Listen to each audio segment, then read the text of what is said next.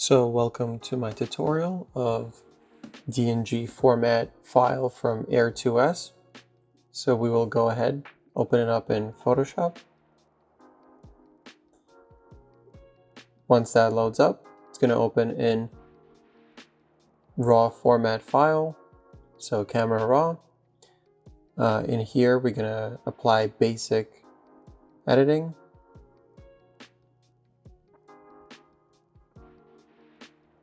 So first, I'm going to decrease the highlights so we can recover some of the details in the highlights.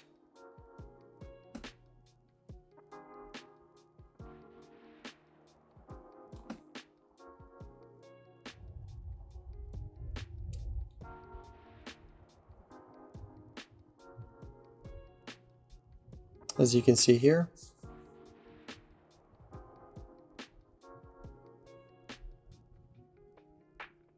all right, so the next step, we're going to bring up the shadows.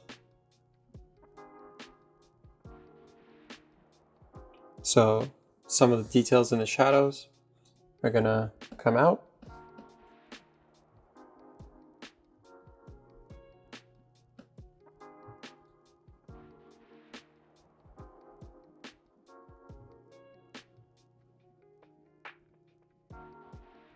So this is the curve tool. I'm going to make the photo a little cooler. As you can see before and after, we're already making progress. Just going to bring a little vibrance and saturation. All right, now for sharpening, I went from 40 to 65. For noise reduction, I will zoom in. So we want to decrease the noise in the picture, the grain, while still preserving the detail in the photo. Now you don't want to overdo it because you will make your photo look like an oil painting. Now the sky looks very grainy. So we go to masking tool. This particular version of Photoshop has the AI system, so it can detect the sky. If not, you can use gradient tool and drop it from the top. All right, so what I'm gonna do, I'm gonna decrease the texture, clarity, and sharpness, and I will increase the noise reduction. Now, we don't have clouds or any sort of detail in the sky, so we're not really losing anything from decreasing the texture. Also, you can make the sky cooler or warmer based on the temperature. All right. As you can see, we reduced quite some grain out of the sky. Now, the next step, I will select the yellow lights that you see on the road, and I wanted to make it a little cooler.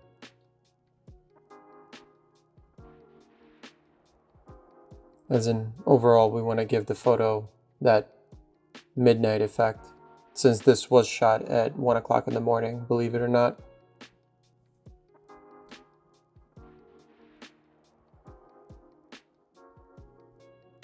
All right, add a little tint to it on the reddish side.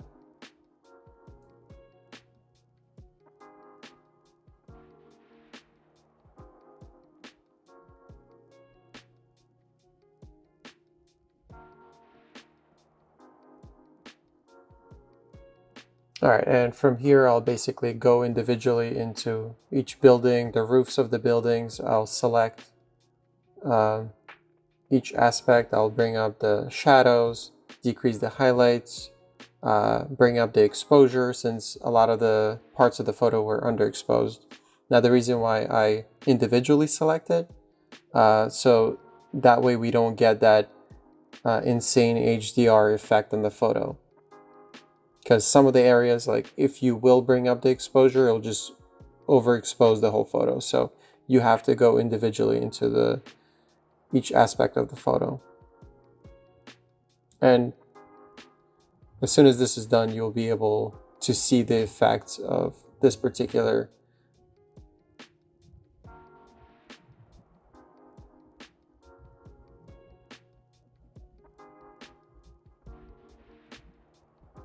This is a new way I've been starting to edit, and it definitely made a big difference in my photography. Your whole photo becomes alive. It becomes very 3D. It's like you feel the depth of the photo instead of treating the photo as a 2D element. And this particular area will actually come back towards the end because I wasn't happy with how dark it stayed. So what I do, I usually, if there's lights on the roof, you decrease the highlights to bring in the detail from the highlights, bring out the shadows, exposure. Now, what you also want to do, you want to decrease the noise.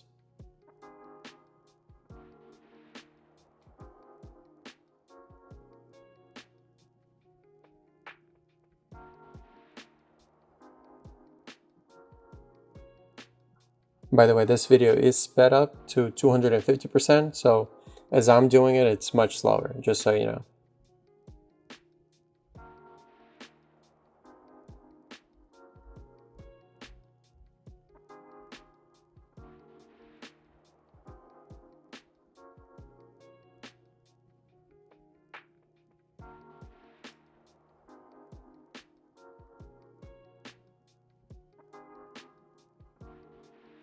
It is sort of a tedious process, but it's definitely worth it in the end.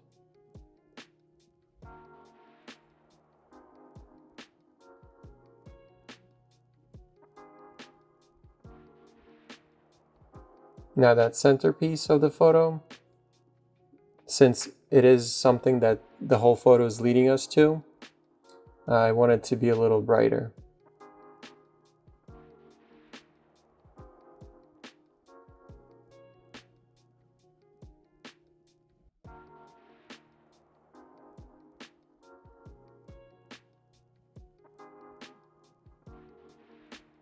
And to be quite honest with you, with 1-inch sensor, what this camera is able to do is just amazing.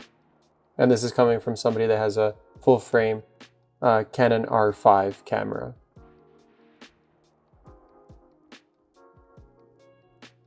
And as I said, I went back to that particular spot because I wasn't happy with how dark it was.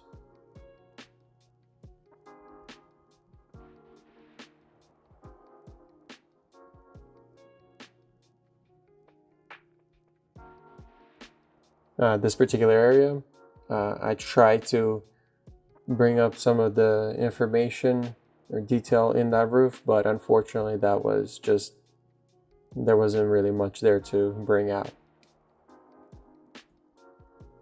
All right, and that's before and after. Went to this roof.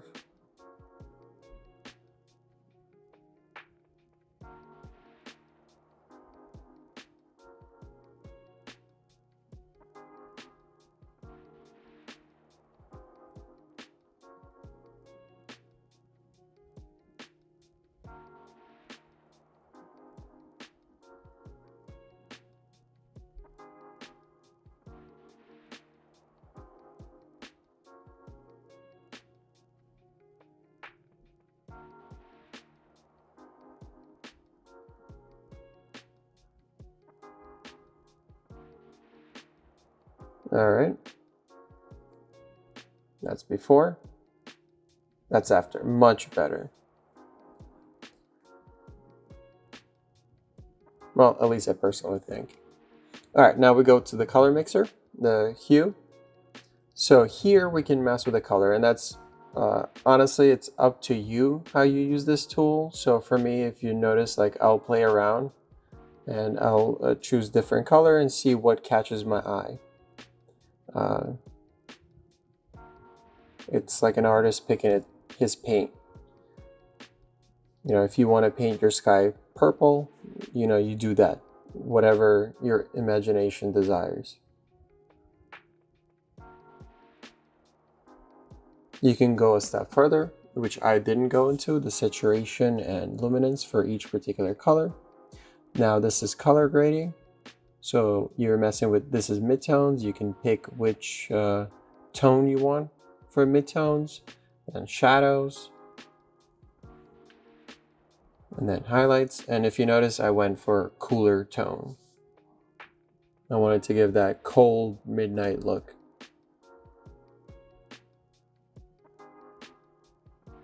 And this was actually shot in the summer, so I was lucky that it actually came out clear. Usually in the summertime, you'll get a lot of haze. All right, so now we open it up in the Photoshop. We create a second layer. And we're gonna go into the image adjustment. And then we're gonna go to selective color. Now here it's the same concept. You're basically go color by color. And from there, you pick whatever is more pleasing to your eye. This will take something to get used to if you never used this tool before. But let me tell you something, it's an extremely, extremely powerful tool once you get a hang of it. After using this tool, all your photos from before will seem black and white compared to what this can do for you.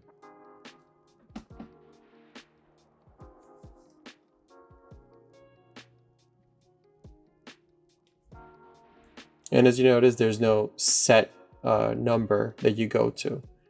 This is really depends on the photo and goes photo to photo. So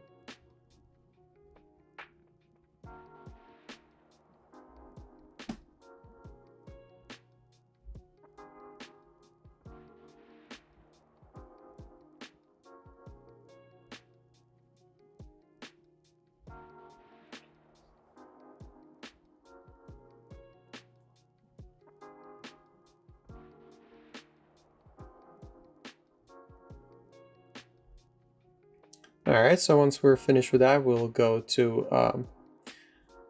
the levels. We can increase our contrast here.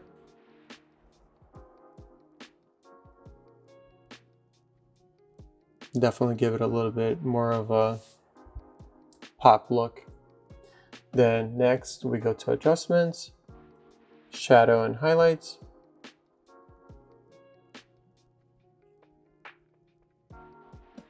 Now, once we open that, that's definitely going to give us that crazy HDR look that we're not looking for. So for the shadow amount, I bring it to 0. And for the highlights, usually I bring it up to a low number.